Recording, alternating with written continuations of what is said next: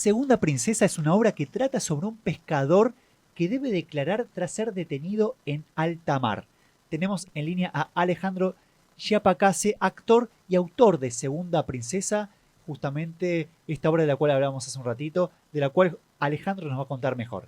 ¿Cómo estás, Alejandro? Cristian te saluda. Hola, ¿qué tal? ¿Me escuchan bien? Sí, sí, bárbaro.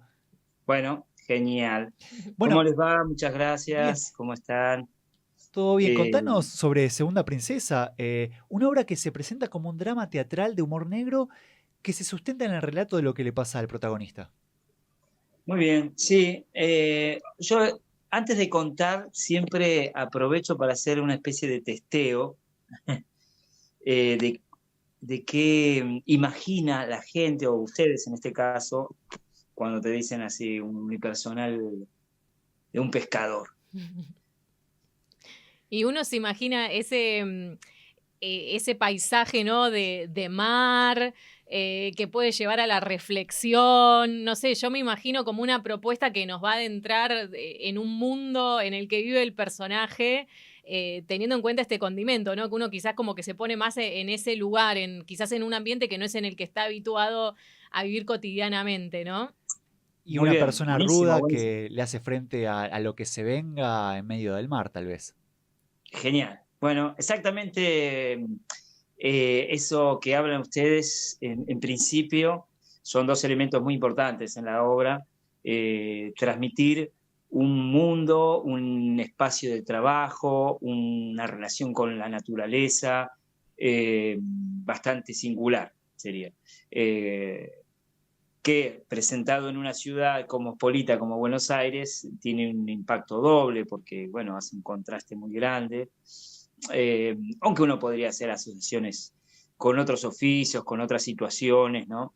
Pero en este caso es eso, es un hombre que trabajador de la pesca embarcada de pequeño formato, que hace eso, sale al mar, se enfrenta con la naturaleza todos los días, eh, y desde su lugar nos cuenta una parte de su historia, algo de su vida, nos transmite el pueblo costero donde vive, las fiestas del lugar, las relaciones del lugar, y bueno, un poco el conflicto en el que se encuentra, porque el relato lo cuenta desde una celda de una comisaría local, que lo han detenido, lo han detenido en alta mar, lo encontraron en principio fuera del área de pesca, pero a medida que va contando al público lo que declaró frente al oficial que le tomó declaración, bueno, va saliendo a la luz lo que pasó y el punto de vista de ese hombre, el punto de vista de la vida, del valor de la amistad, del valor del respeto. Ahí está en juego un tema de violencia de género, y, pero vista desde otro hombre, ¿viste? Desde un hombre también rudo, también con cierta visión simple de la vida, pero no por eso con menos valores. Y bueno, eso es un poco lo que se transmite en la obra.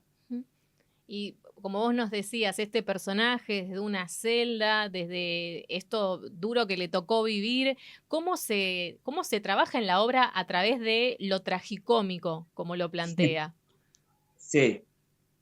Bueno, em, en principio tiene un carisma en el hablar, y una forma casi ingenua de ver las cosas, o no tan ingenua, que deja espacio para algunas situaciones muy ridículas, eh, entonces, o muy patéticas en su caso. Esa ingenuidad con el que ve algunas cosas del mundo o observa el mundo, dejan espacio para un guiño cómico para el público, ¿no? A pesar de situación trágica, a pesar que está medio perdido, está en la lona, digamos, no tiene mucha salida donde está, aunque él considera que sí, y eso ya es un punto un poco cómico porque él está esperando que lo responda una virgencita que lo rescate, y entonces está claro que en este caso no, no va a poder intervenir, ¿no?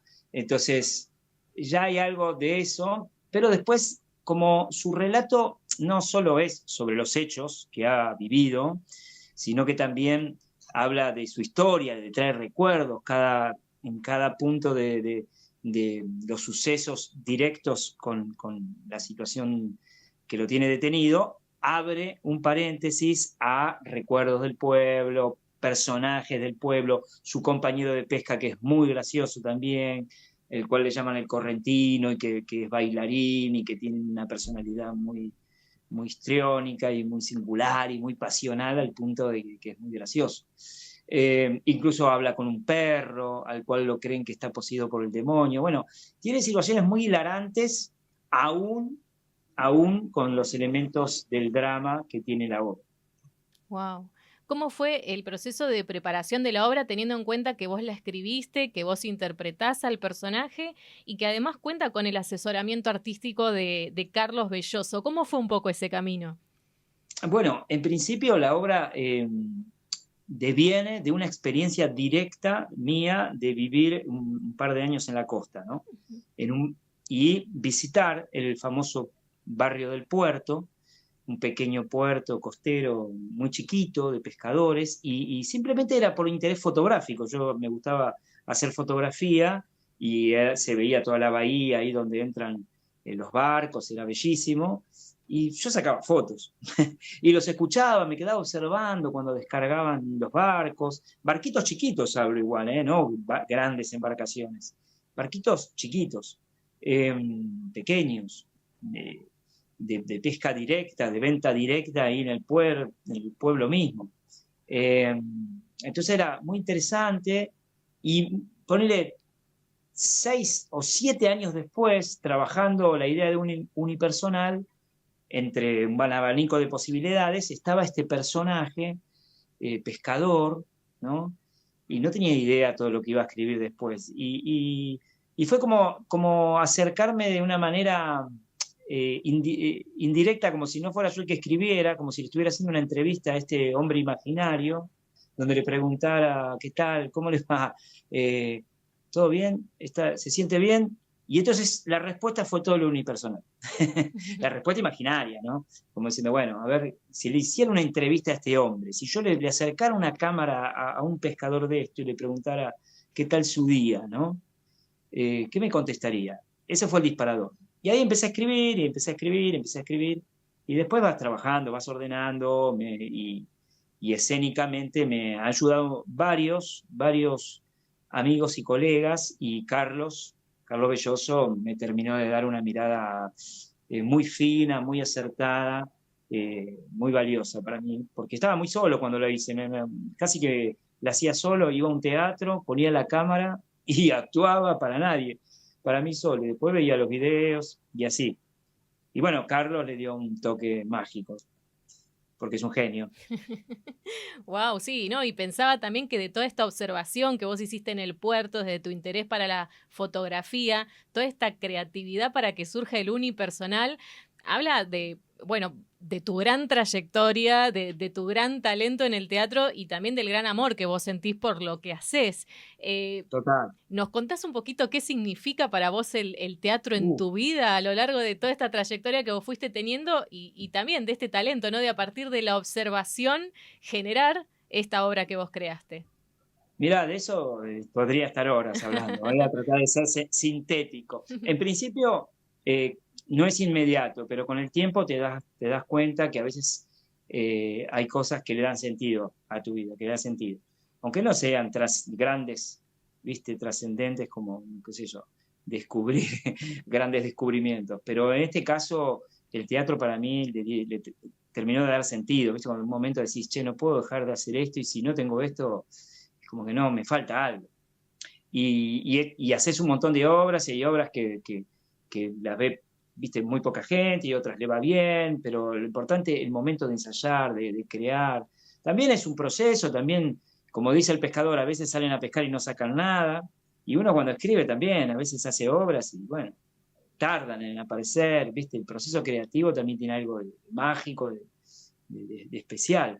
Pero bueno, a mí es como, a veces digo, aunque suene medio vanidoso, es como, yo creo que el teatro te elige, ¿viste? No tanto que uno elige el teatro. Yo de muy chico descubrí unas obras de teatro en la biblioteca de la casa de mi mamá y quedé, viste, fascinado. Tenía 10 años, poner. Y ya en el colegio primario hacía teatro y por suerte en provincia, yo soy de provincia, después me vine a vivir a capital. Nací en capital, después me fui a vivir a provincia. Había un teatro municipal de esos enormes, gigantes. Y tuve la suerte de hacer una escuela municipal ahí que estaba con todo, ¿viste? Había de todo. Escenógrafos, vestuaristas, era como de primera línea. Y ahí aprendí a hacer obras de clásicos, a hacer grandes clásicos y me fui forjando. Y bueno, es eso, es un sentido, me da una alegría. Si no lo hago, ¿viste? Es como no tiene mucho sentido el resto de cosas. O por supuesto la familia eh, es también el combustible para poder hacer teatro, ¿no? Obviamente, sí, sí. Pero incluso con eso, yo estoy casado con una actriz, por ejemplo. Estoy casado con una actriz, tenemos dos hijas, unas mellizas, y hacemos obras juntos, o sea, la vida está totalmente atravesada por el teatro. Qué lindo, En lo mi viven casa. en familia. Sí, sí, sí, sí, sí, y lo disfrutamos mucho. Y es eso, y el proceso creativo es salir a navegar y a ver si pescas algo, ¿viste? También es eso. Bueno, uno se forma, estudia, ¿viste? Eso, lo técnico, lo práctico, ¿viste? Como los grandes jugadores que siguen entrenando, eso no se detiene nunca, eh, pero hay un momento creativo que vos salís a la pesca y también tenés que aprender a aceptar. Cuando yo hice esta obra, cuando uno hace un unipersonal, siempre piensa en lucirse, ¿viste? Un poco. Entonces piensa personajes interesantes, qué sé yo, Freud, o hacer un personaje muy, muy inteligente. Pero este personaje se me impuso y no le pude dar la espalda. Yo dije, bueno, es este, ¿qué voy a hacer? Es así. Después te das cuenta que en la historia, por ejemplo, tenés personajes como el de Chaplin, el del Chavo, personajes sumamente simples, hasta uno le puede decir medios tontolones, ¿viste? Medios torpes, los antihéroes son los más encantadores. Este personaje es un antihéroe, aunque eh, tiene una gran nobleza, ¿viste? Buenos sentimientos. Lo lleva por ahí con un poco de torpeza, con un poco de ingenuidad, pero tiene algo de eso, ¿viste? De los antihéroes. Y bueno, salí a pescar y lo encontré a este personaje. Por lo que estuve viendo, Segunda Princesa se presenta también en varias ciudades de España. No sé si vos también sos Sí, parte de eso y si es así, sí. contanos cómo viste el dirigir esta obra en otro país con un público quizás diferente al argentino. Bueno, en principio no lo dirigí acá, el actor lo montamos acá y él se fue a Madrid. Entonces, y va y viene, es un gran amigo con el cual dábamos clases juntos cuando estaba acá en Argentina, que es Luca Ferraro, que es un muy buen actor, un actor que hizo mucha peli, mucha serie también. Eh, y él siempre estaba encantado con la obra, desde que la vio, yo la actué desde hace varios años. Entonces, cuando la vio, hizo, ¡ay, qué belleza! Y cuando, bueno, se iba a España, le dije, ¿querés llevártela a pasear por allá? Para mí es un honor, ¿viste? Que lo haga. Dale, y bueno, montamos acá y se la llevó Madrid, y allá hizo Madrid, hizo La Rioja, hizo, bueno, Barcelona varias veces, hizo varios festivales, le ha ido muy bien, y la sigue haciendo, no la puede dejar de hacer. Y ahora en enero llega acá a Buenos Aires nuevamente, al Picadero. ¿Qué magia tiene en particular el hecho también de presentarla en ese teatro? Mira, a mí, para mí es como casi un estreno, aunque la vengo haciendo hace varios años, es como un estreno nuevo, porque es un espacio donde nunca le hice un espacio tan grande como ese. A mí me encantan los teatros grandes, no por una cuestión de vanidad, de grandilocuencia, sino como ya te digo, me formé en una escuela municipal en Merlo, donde las salas eran de 800 personas, las obras eran un hecho que presentábamos, ¿no? Un hecho popular muy grande, donde la gente iba muy contenta al suceso, a las funciones. Entonces, medio que me formé así, me parece encantador, ¿viste? demanda una energía, una disposición, un amor también al público, lo hace menos intimista. Y el teatro ese es una belleza. El Picadero, ¿qué te puedo decir? Es una belleza, tiene un valor histórico también muy grande. Ahí estoy compartiendo ahí con otros artistas que admiro muchísimo.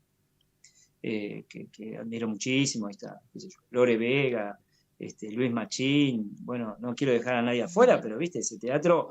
Y Sebastián Blutrach, quien lo dirige,